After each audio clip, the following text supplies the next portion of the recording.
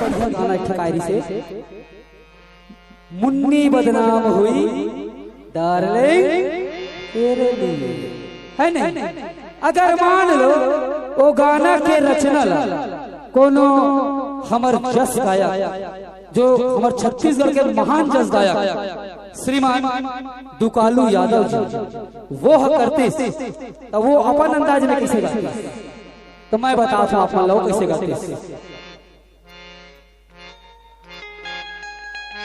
मुन्नी बदनाम हुई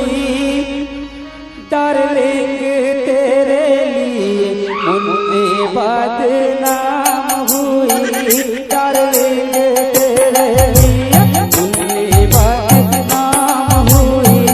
डार्लिंग तेरे लिए मुन्नी बदनाम हुई डार्लिंग तेरे लिए मुन्नी के गाल गुलाबियों कर मैंने शराबी मुन्नी बदनाम हुई डार्लिंग तेरे लिए मुन्नी बदनाम हुई डार्लिंग तेरे लिए। अगर मान लो यही गाना है कोनो पंथी होती तब कैसे होते ये मुन्नी बदनाम हो गए बाबा डार्लिंग तेरे लिए मुन्नी बदनाम हो गए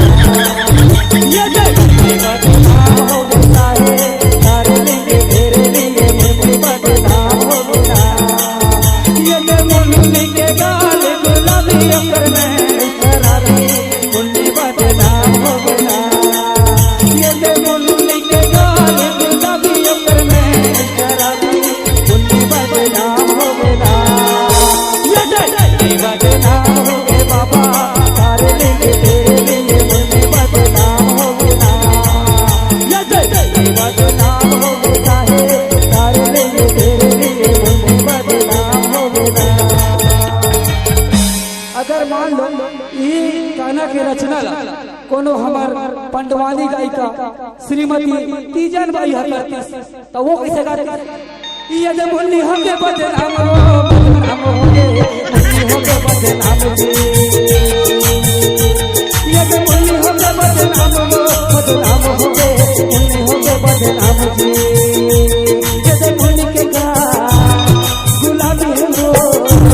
ये जब मुन्नी के गाल नवाबी है वो ये जब मुन्नी के शराबी है भाई जी ये जब मुन्नी के शराबी है